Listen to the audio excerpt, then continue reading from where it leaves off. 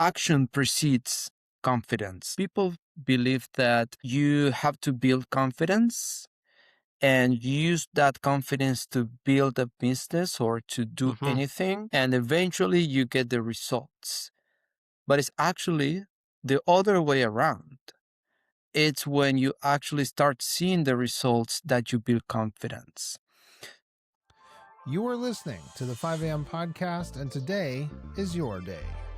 Welcome to the 5 a.m. podcast. I'm your host, Michael Klassen. We are here to help you thrive and stay motivated and live a life of true abundance. I have a small favor to ask. If you find value in what you hear today and what you've heard on other episodes, please support the show with sharing this episode with a friend or maybe another leader, colleague of yours who needs to hear it. And of course, we love those thumbs up and the subscription buttons as well. Your support helps us grow this community of early risers and world shakers. Now, today we are joined by Abel Osorio. He's here to talk with us about breaking out of the career trap and building optionality and using technology as a tool for empowerment rather than to be overwhelmed by it. Abel, welcome to the 5 a.m. podcast. Yeah, thank you. Great to be here. Thank you for having me. Yes, happy to have you on the show. Abel, we talk a lot about abundance on 5 a.m. podcast, and in your work, you help people move from that uncertainty to confident action. What have you found is maybe the biggest mental block that keeps people stuck in that scarcity mindset instead of stepping into their potential? All right. So I think that can be thinking within the rules of the system, thinking about the constraints of the system rather than building something on your own. So, what I see whenever anyone wants to start a business or even, looking for a job, they look to fit within a predefined role, whether that's in a company or in the market, but they try to fit. And what happens is that whenever you try to fit into any place, you have to make yourself smaller to fit in. So what they do is, they put everything in their resume and think that that is what defines them. So for instance, let's say, a software engineer that is also a parent that has been through, I don't know, anxiety issues or like, tough situations in life. They don't put that in their resume. They only put like nice keywords and stuff like that. Whereas, what actually defines you as a person is the other stuff, right? So what I see, actually, not letting people really access that abundant life is, you know, not embracing who they are and trying to fit in a predefined role within the system, right? Yes. Yeah. And you've said that confidence is, and this fits with what you're saying, confidence is Yeah. actually a business skill that can be built intentionally. So, how Yes. does a first time founder begin to manufacture confidence when they maybe haven't seen the results that they feel they should have in order to be confident? Yeah. Yeah.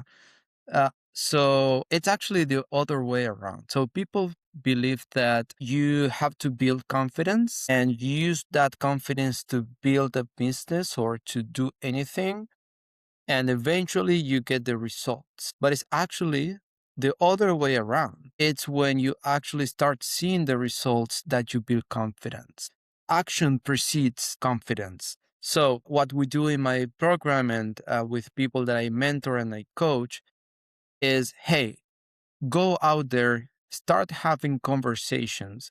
Even small conversations are small wins that start building your confidence, and eventually you start seeing bigger and bigger results and your confidence goes up with that. But what I say is that people don't have to wait for confidence to magically appear before working towards the results. It's action that helps you build that confidence. Yeah. Absolutely. And if people identify themselves as, well, I'm just waiting for the right time. You know what? The Yeah. right time is right now. This is the Exactly. best time. And I can relate to that confidence and fear because I love to trade stocks and crypto. And, I have a few indicators that I use very specifically and very strictly, I've learned. Mhm. But when you start, and this is just an example from my own life, You just have to start. You just have to start trading. And Yeah. those wins is what's going to give you the confidence. You just have to start on your business idea, Hmm. ladies and gentlemen. Just start and the confidence Yeah. will come. It's like Yeah. confidence is just waiting to come and visit you. It's Yeah. just waiting. Come on, take that first step. Anyway, kind of like our guardian angels. We got confidence just waiting in the wings. Now, many of our listeners, they're high performers.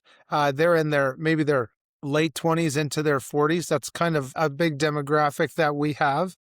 And Hmm. these people might feel like maybe their career stability is actually a cage. How do you help them Okay. shift from being capped as an employee in that mindset to a monetized expert mindset?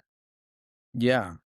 So I will start saying that having a job is not necessarily bad. I don't say, build a business, quit your job. Not necessarily, because I believe that the underlying skill that we all must to learn in this world is finances, is how cash flows work. And what happens is that most people have only one income stream, and that's the only stream for the cash flow. So if you kill that, you just generate anxiety and stress, right? So some people like to light a fire under them Yes. to Yes. to keep to keep them moving, but it's a little bit risky. So to people, trying to get out of the 9 to 5 and building something by their own, I would say first learn finances, learn how cash flows work, because building a business is all about learning to create cash flows and to maximize, how they work. And in terms of concrete action steps, the first thing is coming up with an offer and start selling within a week or within 2 weeks. Building a business is not about this preconceived idea of building a huge product or a huge team, building websites, personal brands, social media. It's simpler than most people think. Yeah. Yeah, absolutely. And so in thinking of these professionals who feels the market isn't rewarding them like it used to, Yeah. what are the maybe first one or two steps of auditing the skills that they already have that would help them in a new business? Yeah. First of all, the market is not rewarding people as it used to. That's a reality. The market has changed drastically over the last 2, 3 years. So, in terms of how to start a business and how to use skills, I may start by saying that building a business is not about skills. All right. It's more about finding something that others value a lot or enough to pay you for that. So if you come up with something that you do for others or that you offer to others and they pay you, that's it. That's a business. All right. So it isn't about skills. However, whatever you offer is about skills. It's about skills. It's about personal traits. It's about your interests. It's about your personal experience or what you went through in life. So all of the things that don't go into the resume, like everything that makes you you, makes you special, makes you actually understand some people particularly well. Other people that went through the same stuff or people that are in within the same kind of interests. So that helps you build your offer. But building a business isn't about that. It's just, building the offer. And in terms of like steps, I would say that figuring out what your offer is, that's a first step. And for understanding that, you have to understand yourself first as a person, not as a candidate, just as a person. Then see how you can use that uniqueness to make money and then talk to people. Don't even build a website or whatever. Just go and talk to people. Those are actually the 3 steps that we start with in the program. Yeah, that's so good. And people need to, if we can measure something, we can control it. And so if we can quantify, like you say, the 3 steps, well, then we have a roadmap. Now, Hmm. you've mentioned the systematic Yeah. coaching as one of your top skills. How Yes. does a systematic approach differ from traditional business coaching, maybe when a founder is hitting a plateau? Yeah. Yeah. So business coaching, yeah, I would say maybe one of the most interesting differences is the relationship dynamics. So in business coaching, you hire a business coach that knows a little bit more about you, that has already been through whatever you are going through. And the dynamics is like, the business coach is the expert that guides you. In systemic coach, it's the dynamics is actually the other way around. The client is the one that knows better because they are going through whatever they are going, right? Like building a business or figuring out distribution channels or figuring out how to package the offer, right? And we as systemic coaches only offer tools to expand the point of view and expand options and just the way they see things. And systemic coaching is about patterns. So something we do, and this is very interesting as well, is we start changing patterns in small ways. So let's say a founder has a lot of, a burnout because he's very busy and he can't really close projects or finish things. So we may start by just closing tabs on your web browser. Or when you take a knife from the drawer, okay, close the drawer, right? Yeah. So we start like changing patterns, behavior patterns, and that has tremendous effects on everything else, right? Yeah. Yeah. So good. That's great information. And if you're stressed and you think you've got too many tabs open, before you go to bed at night, just write down 3 accomplishments. Close those Yeah. tabs, close that drawer. Just 3 accomplishments. What a Yeah. big difference that makes. We can really get overwhelmed sometimes by all the stuff coming at us. And I am taking I've been taking, I won't say a complete social media break for the month of February and into March, but what a blessing that has been just to be able to not do the scrolling and finding some other things to do. And I mean, who has time sometimes for it? And you think it's a stress relief, but not really. It just opens more tabs for you. Yes. Now, and so this probably fits with my next question because we live in an era of, as you call it, tool fatigue. Yes. How can an early stage founder identify which technology is a tool for empowerment and which is just a scrolling distraction? Yeah. That is a great question. So in what I do, figure that, in my companies, I'm very focused on revenue, income, right? So in my program now, I say that we build income first businesses because everything is around income. Can we make income? Okay, so we have a business. And then everything that we do later is to maximize that income, maximize margins, or reduce the effort to get that income, right?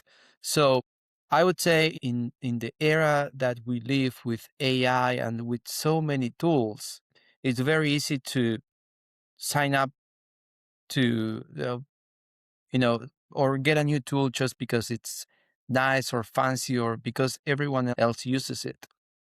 But income first businesses are boring, and it's more about, does this tool helps me make more money? Does this tool help me make money with less effort, right? Or does this tool help me get me out of this business so that I can work on the business and not in the business, right? So anything that doesn't contribute to any of that is a distraction. And distraction in terms of income first businesses is anything that doesn't help us in any of those areas. Maximizing income or margins, reducing the effort to generate the income, or helping you get out of the business, like get Yeah, on the business, right? makes perfect sense. Yeah. Why is the human element becoming that most valuable asset in a startup? Yeah. That's interesting. So I strongly believe that we are uh, precious creatures. Like human beings are beautiful creatures. And we are social and we have emotions, feelings. And right now, I don't, I mean, I see that most problems are already solved, right? At some point, at some degree. But we don't really hire or buy a product to solve a problem if we don't feel that there is someone behind that product that really cares about whatever we want to be solved. So, in terms of startups, small businesses, or people just thinking about building a business, I think that it is very important to maximize our humanity and trying to be more human with our customers, because what our customers want is to be heard, to be understood, and to be taken care of. They don't want another AI stuff. You can pretty much take any ChatGPT or those kind of things right now and build a custom GPT to solve a problem, right? Virtually any problem. But we don't want that. We don't want someone that cares about us, right? So I think, and this is, I believe, going to be more important over the next few years. I think that we must create solutions as social creatures and not as, just computers trying to mathematically solve a problem. Just a reminder that you can get all of our resources, other episodes, and read our blog posts at 5ampodcast.com. 5am Podcast is brought to you in part by mkci.ca, a certified member of the Autodesk Developer Network. MKCI helps companies maximize their AutoCAD, Inventor, Navisworks, and other design software investments. Their innovative products like the CommandSys script editor and the Clash Management Suite will streamline your workflow and boost your productivity. Visit mkci.ca today to discover how they can enhance your competitive CAD advantage. That's mkci.ca. Thank you for your support of 5am Podcast. Humans, we need to see ourselves that we're living in a beautiful world, creating beautiful things. And Yes. we can think of ourselves as a creator, not as a worker, and in that kind of a little higher mindset. Now, when moving from, let's say, concept to first execution, what is the leanest way for a tech-enabled entrepreneur to test their idea without over-engineering the product? Yeah, just talk to people. As I said before, you don't need anything to start the business rather than talking to people. And that is actually one of the biggest mistakes I see tech people make, because the first instinct we have is building something because we know how to, because we like to, and but the real reason is that we use building whatever we want to build as an excuse to avoid the uncomfortable feeling of rejection, right? Of being rejected, of going out, offer our idea to someone trying to sell, and hear that person saying, yeah, no, thank you. No, but no thanks, right? So I believe the leanest way is just picking up the phone or just texting someone, hey, can we grab a coffee? And just trying to sell. That's it. If, think about it, and, if you give that a thought, I mean, that's the leanest way. Unless you want to build a product, start a product, or something to change the world. Okay, so you may need to build something, but I strongly believe in income first businesses. They enable bigger goals and bigger stuff. So to build an income, you just need sales, and to make sales, you need conversations. So go out and talk to people, right? I think that's the leanest way, definitely. Yes. Yeah. Now, this next question is kind of related to that, but you've worked in Latin America, you've worked in Yes. North America. What is one thing that North American entrepreneurs could learn from the resourcefulness that's often found in the Latin American business culture? Yeah. So I'm going to give a personal example. Right now, I'm using a standing desk.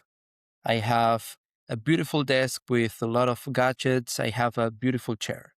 Back in Argentina, I didn't. I used to work from my kitchen in a very uncomfortable chair.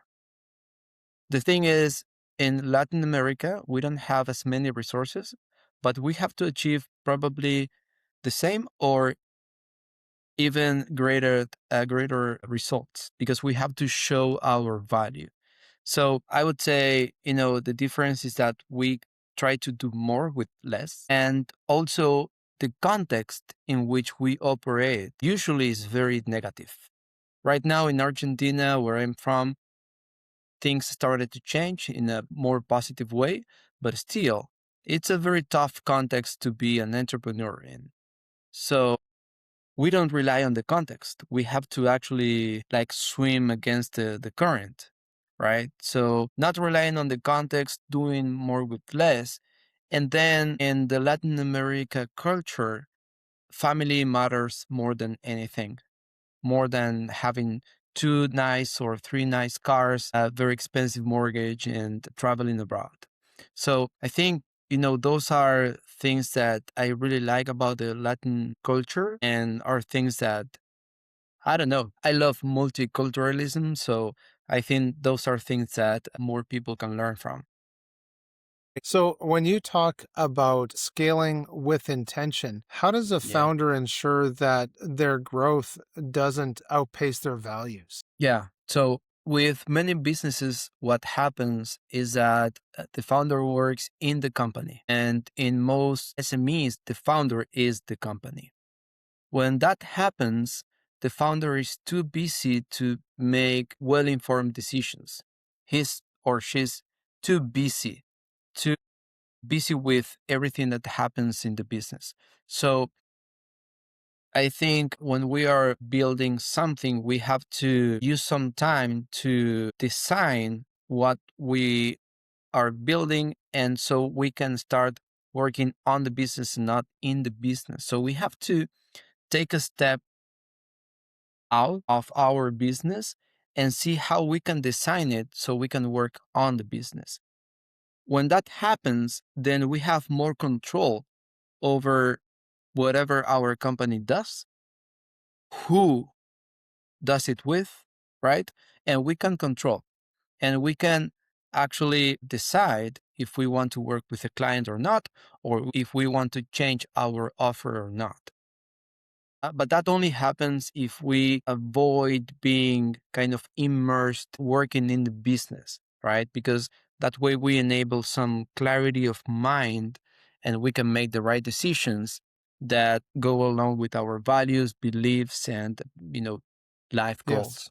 Yeah. And that family and building a legacy is so important, as we've talked before about on 5am podcast, that, a man or a woman plants a fruit tree, not just for them, but for the next 4 or 5 generations. We stand on the foundations that have come before us, but we get to add to those foundations and build on them. And now creating trust and credibility can be hard when somebody's the new kid on the block. Do you have a framework then for building instant authority in a new market? Not instant, but I would say that being a good reputation as a person is more important first, and actually always.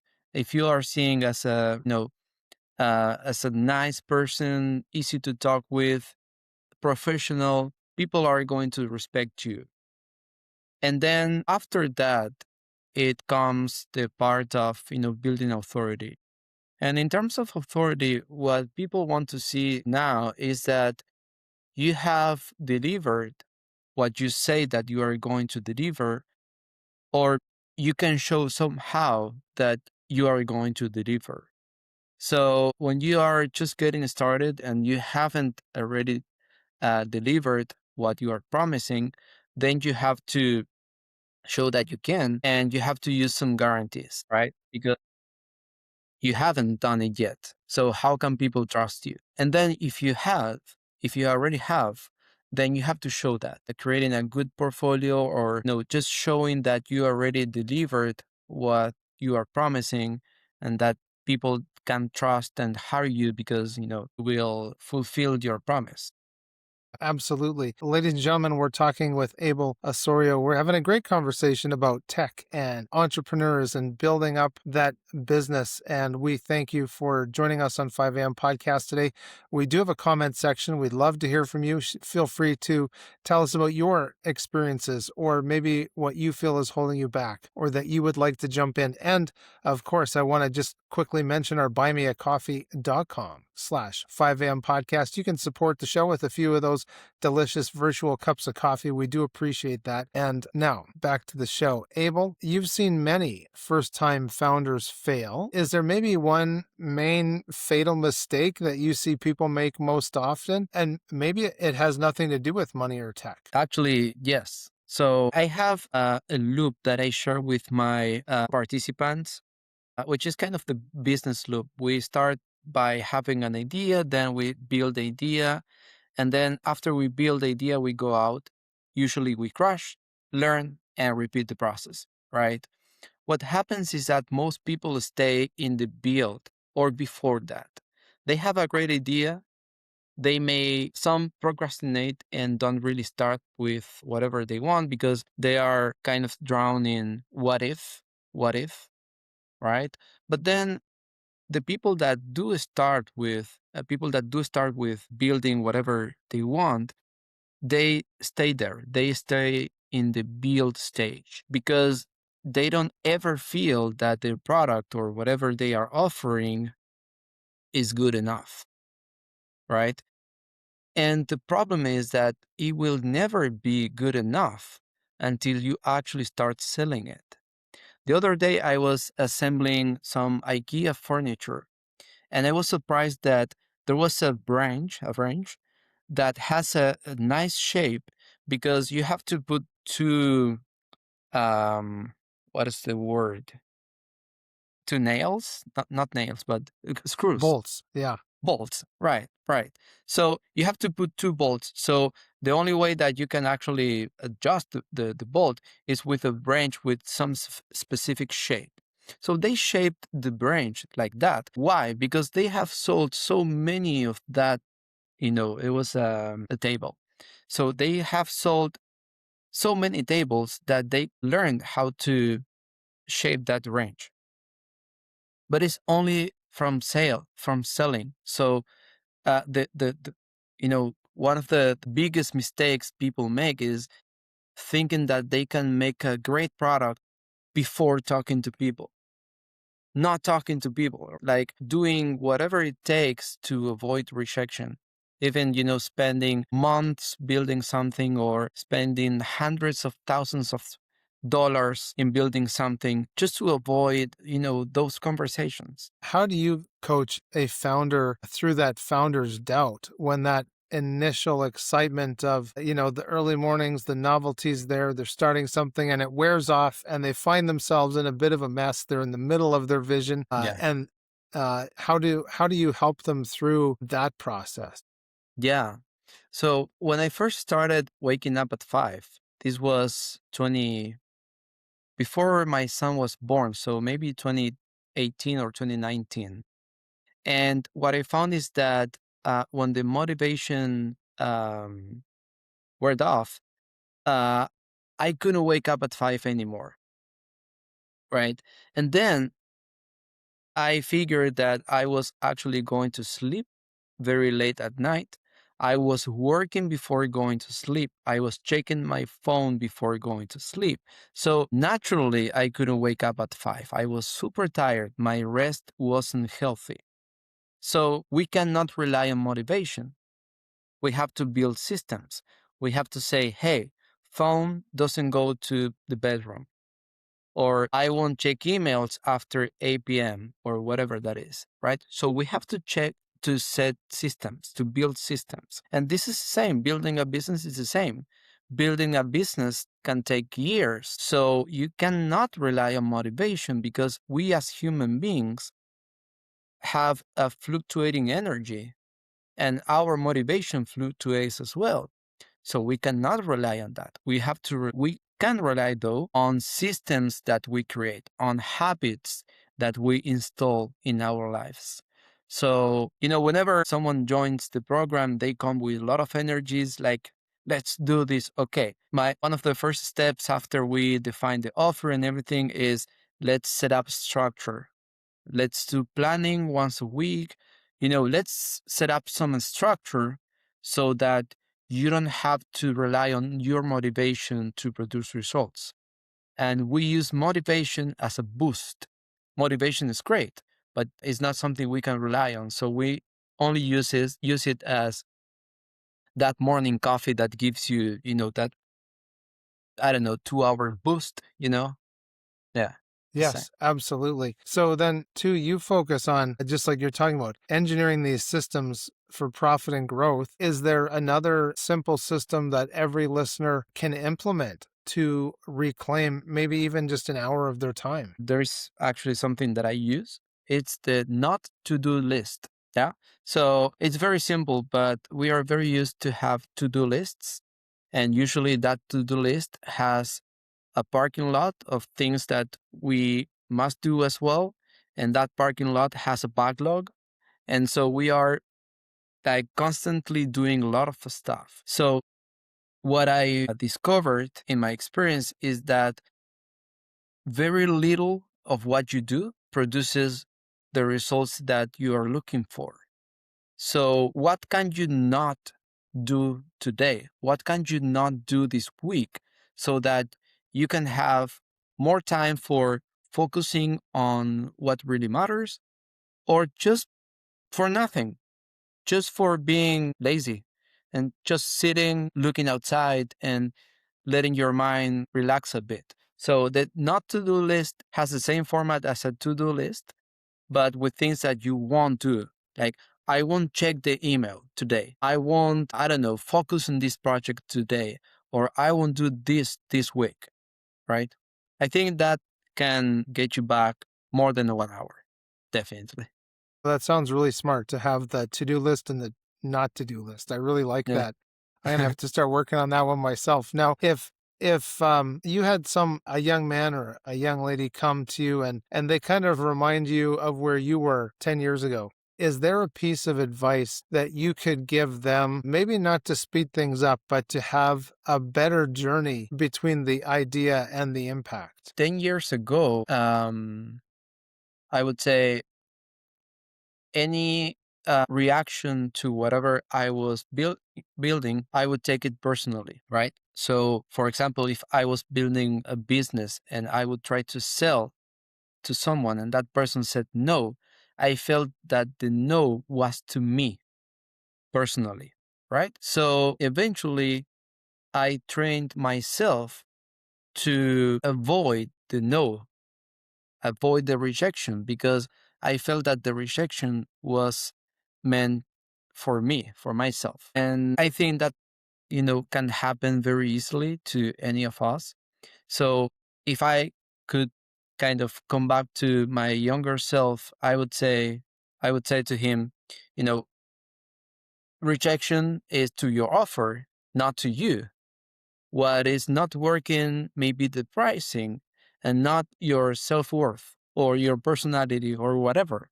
Maybe just a messaging thing, something that you can work on. And as entrepreneurs, we have to learn to embrace rejection, because it's only when we ask someone something and that person answers when we learn. And most of the times, statistically, we are going to fail. So if we learn to fail more often, if we learn to face rejection in a less, emotional way, we can learn more and build more businesses and not let those small failures define your value, your personality, right? Absolutely. Those are good words to live by. So, Abel, there is so much meat in this conversation for anyone looking to build more optionality and confidence in their career. Thank you so much for joining us today. Yeah, no, thank you. This was a great conversation. Yes, I enjoyed it. So, ladies and gentlemen, those of you listening and watching, we thank you for being here. And if you're ready to move forward from feeling capped to generating new income, making the money work for you instead of you working for money, make sure that you check out Abel's blog at intentionally.blog or connect with him on LinkedIn. You can also connect with 5am Podcast there as well, and you will find some great information from Abel on his LinkedIn. Don't let your skills sit on the shelf or sit in somebody else's tool belt or toolbox. Start building that income first business today. Please seize your days, and may you enjoy all those sunrises and sunsets and all those beautiful adventures in between. I'm Michael Clausen, and I will see you next time on the 5am Podcast. Thanks for watching the show. Just a reminder that you can get all of our resources, other episodes, and read our blog posts at 5ampodcast.com. 5am Podcast is brought to you in part by mkci.ca, a certified member of the Autodesk Developer Network. MKCI helps companies maximize their AutoCAD, Inventor, Navisworks, and other design software investments. Their innovative products like the CommandSys script editor and the Clash Management Suite will streamline your workflow and boost your productivity. Visit mkci.ca today to discover how they can enhance your competitive CAD advantage. That's mkci.ca. Thank you for your support of 5am Podcast.